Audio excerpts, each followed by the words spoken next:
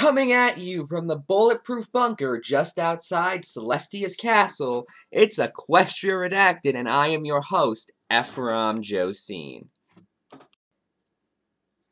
Before the official beginning of this episode, I would actually like to say a good thank you to Ryu Fluttershy, which, on a side note, is a much easier name to pronounce than her YouTube name, for making the first official piece of fan art I've ever got. A link to it will be in the description. It's literally just called a fan art. I can't deny I like the simplicity of that title. And it's of my pony OC, because I have one of those. Also, it should be noted that I don't expect to get much more fan art, but if anyone ever does, in the case of when that pony's out in public with other people, he's just a normal unicorn. It's a little confusing. I may explain it at some point, but the wings are completely fake. At least they are after Rio's design, because I actually really like that idea. Look, maybe I'll explain it in another video. That actually brings up something else. Considering how this really is just my personal channel now, I figured to use it for, well, more personal things. For instance, I've considered doing a series of more mini-episodes on Equestria Redacted. Those being on things that are more going on with the show, or just sort of 5-minute segments on things I find interesting that are going on in the fandom that aren't really big enough to be part of an episode. One of them may be on why my OC's wings are fake. Who knows? Are you guys interested in seeing that? If so, let me know. I also have a DeviantArt now. It's deviantart.com/Ephrom-Josine. In case you're wondering, I couldn't just do the YouTube name because, well, someone already took that. I don't know who took that, but somebody apparently did. Anyway, I figured no way to start this episode any better than by just continuing a story from last week's episode. Most notably, an update on a certain coward who I have actually named Coward. If you don't remember, Coward is the one who gave me the, well, post from Ephrom and ANY where they defend pedophilia. You see, this story goes a little deeper than I originally thought. It actually all starts with me, and me giving that same post to a guy who we will call Vampire. If you're wondering why I call him Vampire, well, it kind of makes sense if you know who he is. And if you're still wondering who he is, then I say, stop asking so many questions. And if you're wondering why I'm getting so defensive, well, shut up, okay? Just shut up! That's the angriest I've been on camera in a while. I actually feel kind of bad now. But anyway, I gave the post to Vampire about a year ago now. Actually, over a year ago now. It turns out that Vampire actually gave that information to Coward about a year ago because it's already established, well, just after I gave Vampire that information, because it's already established Coward is friends with people who know ANY and Ephrom, and it was an attempt to see whether or not Coward would turn on them, considering how Coward is just so virtuous! Basically, Coward had that information staring around for a year, and is currently now using it to, well, virtue signal, because Coward is very virtuous. Anyway, now that we're done with that, let's talk about something unrelated. Let's talk about FNGR. Yay! FNGR revealed in his newest How Not to Brony, 91, that he has some very vague information that would be very, very bad for someone in the community somewhere. If you're wondering why he can't publish it, it's because I don't know. Apparently, though, Peter, aka Aeon of Dreams, has it. You know, that guy that everyone seems to like, even though he's literally done nothing. Ever. Does he even exist? I genuinely don't know whether or not he even exists. And if you're wondering why Aguilar and Peter can't publish it, by the way, I still don't know. Heck, why can't Peter just publish it? I mean, it would give me some proof he exists. Who knows? Maybe he doesn't exist? I don't know at this point. Are the Illinois Nazis stopping him? I don't get it. I honestly don't. Anthony also has a new girlfriend. Because of course he does. Yes, him and Buttons have split up, and now Buttons is over there, and Anthony is, I would say over there, but that's a wall. That's also a wall. And back here is a wall. The only way out is to go over there, so I don't know. I guess Anthony is just stuck down here. This visual metaphor did not go as well as I planned. Anthony's new girlfriend is named Grace. And she has PTSD and anorexia. Has Anthony ever dated someone who is emotionally... Like, look. If you are watching this and you have either or even both those things, I'm not saying you shouldn't be able to find love. That's not what I'm saying. However, before this, he also dated Buttons, who was unstable and had a lot of mental issues, and Fallen, who, if I'm not mistaken, also has some issues. Now, I don't know to what extent Fallen has issues, but I do believe she does have at least some. Oh, and by the way, if just tweeting about her can send her into giant rants about you, I learned that one the hard way. In those cases, of course, she will get night tie-dye to defend your honor. Like you do. But look, enough about my previous history, as small as it is, with Fallen Wish. It's almost like Anthony intentionally goes for unstable people because they'll be easy to manipulate. Makes you think, doesn't it? This is also one of the many things that caused Ryu, who, on a side note, is also currently a writer for the Ephrom Report, which you can find at ephromjosine.blogspot.com. What, I'm allowed to plug my website? Well, okay, technically it's not a website. To sever ties with Anthony, even though he once said he was inspired by Anthony. Which is just great, isn't it? Yeah, Anthony is currently on a downward spiral. And it has been incredibly entertaining to watch. Now let's talk about Lily Pete. The best subject to talk about. Recently, she had a new mod to her Tumblr named Ebra. Why did she do this? Well, to quote her, "The prying into my personal life and incessant harassment has gotten aggressive, and there is no other choice but for me to put it through a direct filter with human oversight."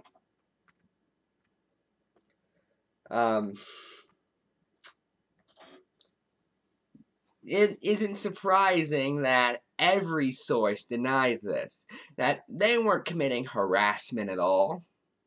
To be fair, I don't believe the vast majority of them were committing harassment. I believe a lot of them were fair criticism.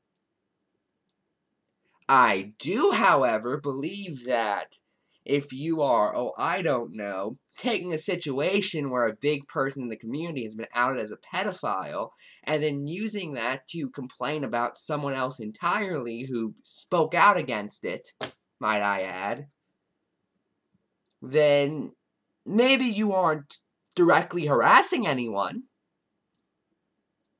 but I wouldn't trust you. And if you remember, that's what literally all these sources did. E4B did it, Oceanic Kitty did it, Lethal Cuddles did it, Thought Bubble Brittany did it to, like, no end. I covered that on this channel and on Twitter. How she would take it and say, well, Lily Pete is also bad. And even once called it part of Lily Pete's big conspiracy to cover up Stockholm, which, on a side note, they keep linking to, despite it being child pornography, according to them. Meaning they have committed a felony. That needs to be noted. Now, of course, the E4B's denial basically came down to, well, she is bad, because what do you expect? Which, on a side note, I've pointed this out a million times before, but this is a post they did a few years ago about me. It's just called The Logic of Ephrom Josine, which, if you don't know, is me. Me, as in them. So let me get this straight. You are giving analysis hell because people proceed to call out Jerry on his logic. Ephrom, that's me. Yup, I never actually said that, for the record. Because that's not the reason. May I remind you, by the way, these people took a video I made against Lightning Bliss that had nothing to do with Lily Pete and was more about Vita. And said it was actually because I secretly admire Lily Pete and she comes over here and brainwashes me every Thursday or something. Me, as in them. Ever want to elaborate why? I actually did explain it. Even when this post was written, I've explained it to you people. And in case you're wondering, it's because when people like me don't exist, pedophiles tend to happen. Ephrom, as in me. Nope, I've never said that. Me, as in them.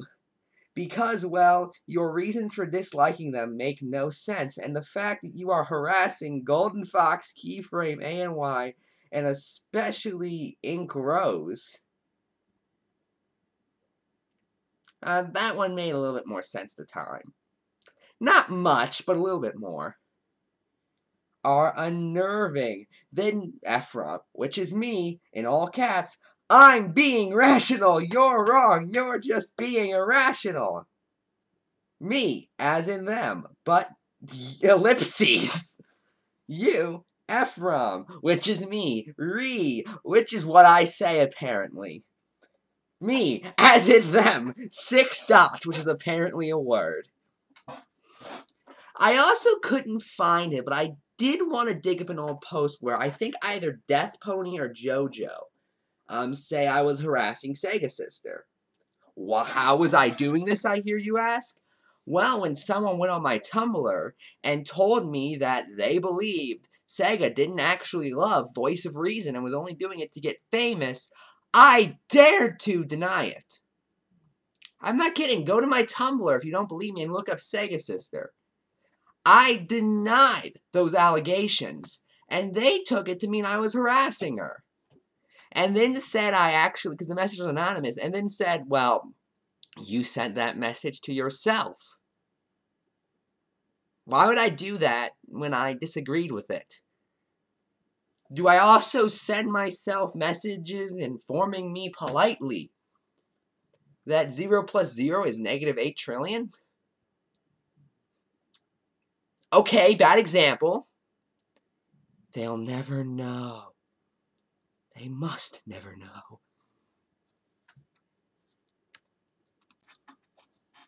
For instance, Anonymous went over to Thought Bubble Britney's blog and said, I'm calling it right now. Lily is going to make her own fake suicide.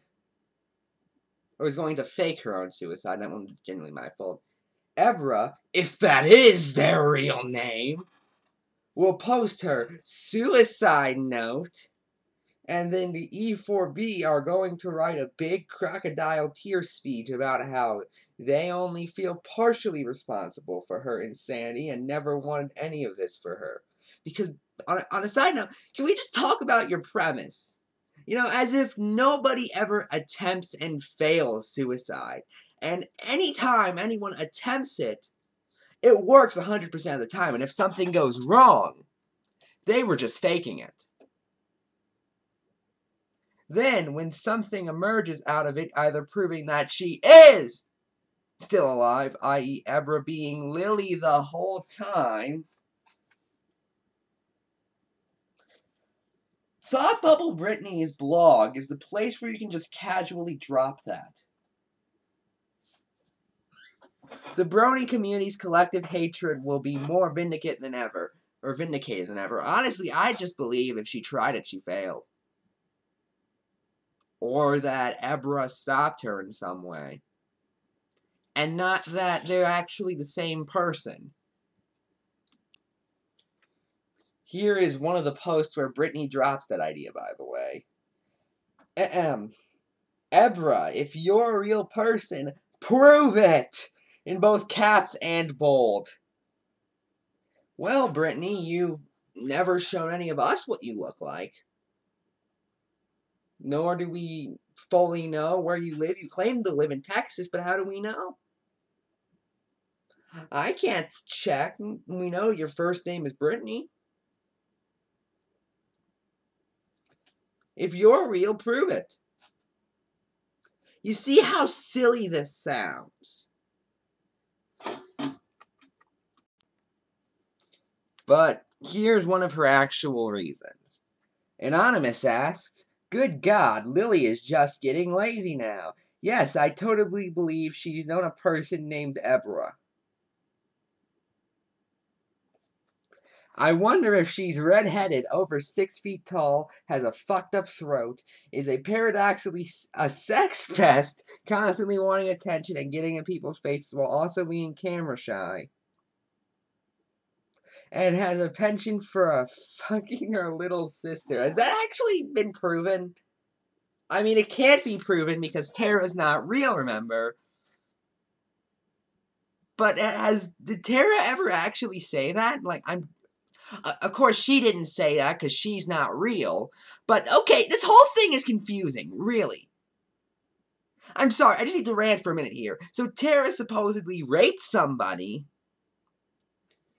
and had an incestuous relationship, or at least an incestuous encounter, with her sister despite not being real.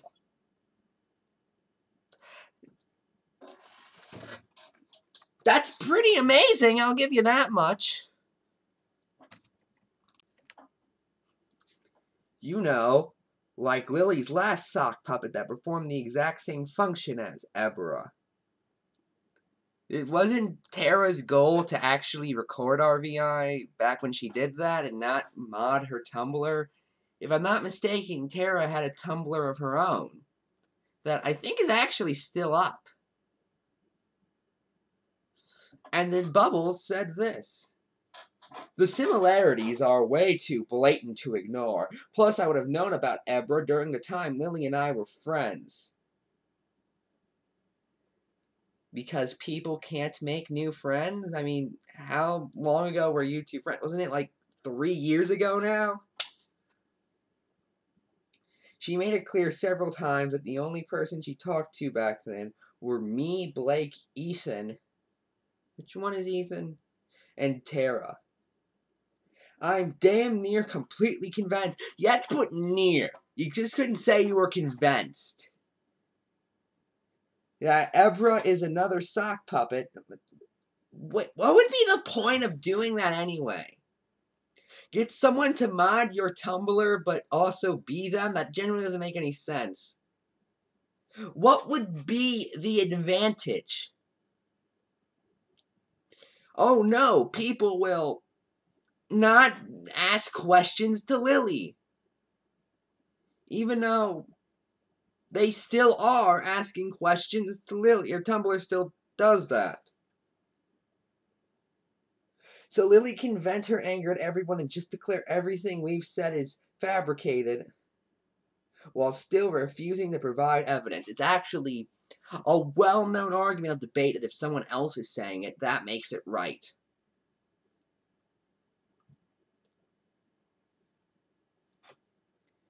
She knows she'd look bad if she did it under her name, as if she doesn't already look bad to you people.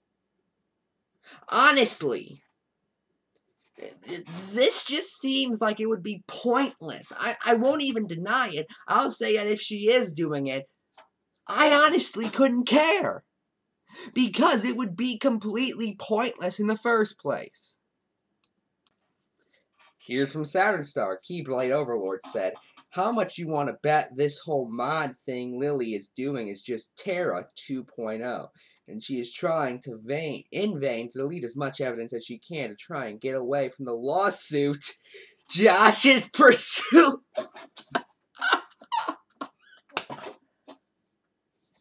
Here's a little rule. If you want me to take you seriously, never mention that. Saturn then said, I think most of us are convinced that Ebra is a sock puppet.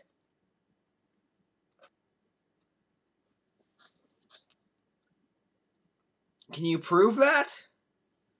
Lily isn't even being original on the name. I honestly don't think I've ever actually heard that name before. Maybe it's just I got absurdly odd chances. Let me check. Apparently she's named after a corporation in Tokyo.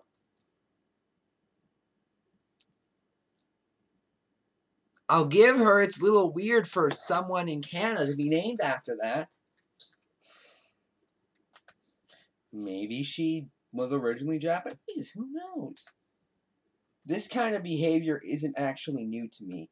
There was once someone that I called out because he was telling lies about me and my group over on DeviantArt. Wait, what does this have to do with Ebra? In that same week, I saw a friend of his posted a journal that he was taken to the hospital because of a heart attack. He had given permission to his friend to post this message to keep people updated and fave stuff for him. Not a day later, this friend is going around harassing and guilt-tripping my group and my friend because we did this to him. I called out these weird behaviors of this so-called friend, and guess what? Not an hour later, the guy was suddenly all better. The journal was removed, and he acted like nothing had happened at all. Yeah, great story. Do you have any proof this happened, or are you just making things up? Hey, if you can claim a person isn't real, I can claim your story isn't real. It's actually a lot easier. This is exactly what is happening with Lily. Lily's not in the hospital, idiot. She assigned a mod to take care of filtering her shit, which was supposed to be innocent. She is saying that she is in a serious, unhealthy condition.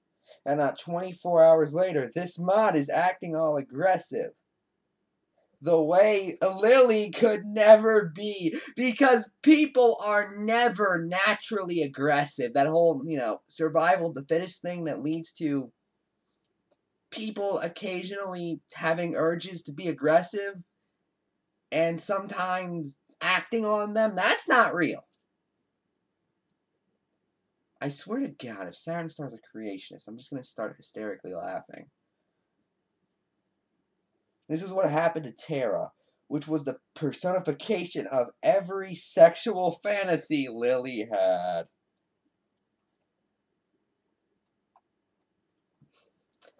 And lastly, but not leastly, Brittany simply said, okay, so I just made a long-ass post dissecting the recent Ebra accusations, and Tumblr fucking ate it. So that's cool. Like if it makes you cry every time. I mean, hey, I may have been able to get this video up to 40 minutes at that rate. This thing actually is getting kind of long. I think we'll end this episode by talking about Patchwork Heart. You know, that person E4B suddenly likes.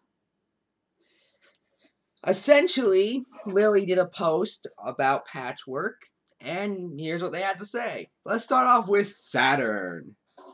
Well, I wanted to let Patch tell this themselves. Okay, I'm a little new to the whole non-binary thing, but wouldn't it just still be themselves since it still is one person? But I guess that someone else has to tag them, seeing as they blocked me. An Aeon notified me of this. I know the story behind it, and it's truly despicable that Lily let someone drop because of money. Still support capitalism? Honestly, yeah, if someone is harming your business, that only makes sense. Unless you honestly believe you shouldn't fire an underproductive employee. But let's actually see how much. Patch has, to this date, cost me $550 in canceled Patreon pledges. That's actually quite a bit of money. A lot of people would want to have $550. I'm sorry, Saturn, that you live in this world where no one should ever care about money. Well, go back to Woodstock or wherever your kind came from, politely, and let people who have even the smallest understanding of how an economy works laugh at you. That's really it. Here's what Patch had to say. I can't believe this, ellipses. I tried so hard to keep all of this private. Because why would anyone think Patchwork Heart, one of the first people to go public against Zach, would make something public? I can't figure it out. Can you guys? She doesn't actually tell her story, by the way, so all of this is pointless. And in case you're wondering, by the way, Saturn Star used to really hate Patchwork because she was friends with Lily Pete. Or Lily Orchard, sorry. So, according to Saturn Star, losing a friend or dropping a friend because they are causing you serious economic damage is bad. Hating someone because they are friends with someone you don't like, though, that is acceptable. What is wrong with you people? Actually, let's end this by going over to GoFundMe. The place where Baronis go to get con tickets. But this wasn't a con ticket, I'll give them that much. This was created by, I have no clue how to pronounce that, Shilaya Pryor? Like Richard Pryor? On behalf of Buttons. Hi, everybody. Hi, Shilo. Several months ago, you saved me from losing my house and getting screwed over financially. You're welcome. Now I need you to help someone else. Okay, so I'm pretty sure it was Patchard who created this, for the record. Zev is an incredible friend of mine who I've been trying to help for a while now, but every time we get close to a recovery breakthrough, something atrocious gets in the way. More recently, Zev was viciously burned at work by boiling oil, and their employer threatened to fire them if they seek workers' compensation. Apparently, Zev was so badly burned that we don't actually see a picture of this at the GoFundMe. This is the actual picture. Notice it's not of a real human being. This actually affects the lights to have it on there. I just noticed that.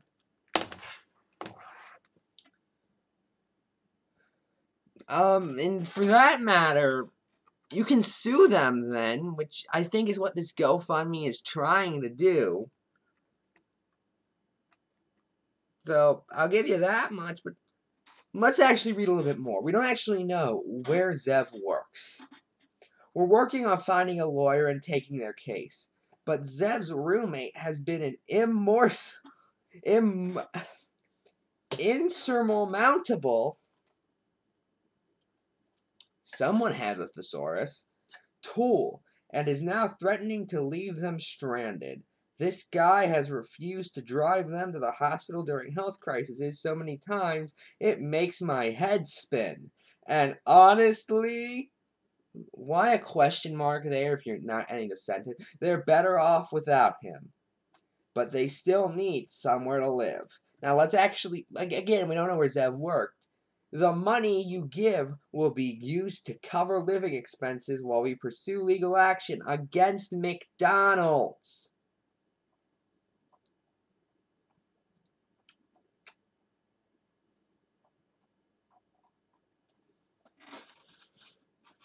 Can I have some more context here?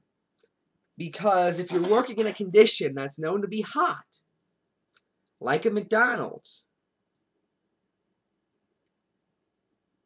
then yeah, there are regulations we can put in place, but there are also things you have to sort of make a halfway deal with. And sorry, but fast food work is typically pretty hard. It's kind of like a Simpsons. I think it actually was a Simpsons episode. But okay, fine. One more thing. Lightning Bliss recently made a video stating that she's going to BronyCon. I just want to state this as clearly as possible. One, I'm not going to BronyCon.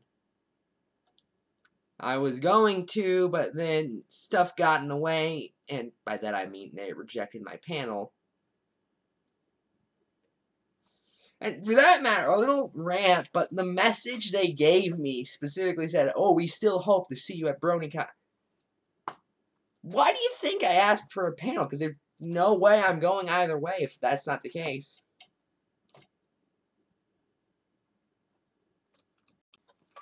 I mean, I would go to enjoy the atmosphere of a convention.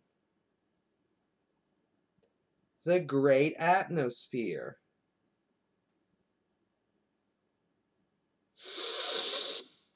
It's very breathable.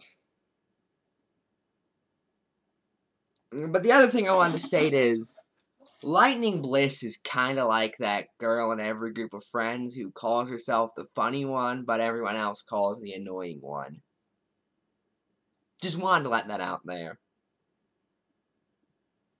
I can't tell her that because I'm blocked by her on Twitter, which, by the way, I was before I even knew she had a Twitter, so that's interesting. But I'm Ephrom, and good night.